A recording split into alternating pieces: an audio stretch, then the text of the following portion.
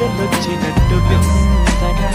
ఆకాశమంచు తాకుతున్న గుండెనే కొరుక్కుతున్న కళ్ళు చూసినంతనే మనస్సులోపే మొదటిసారి ఏం మార్పిది ఎడారి ఎండ మావి ఉప్పెనై ఉంచనే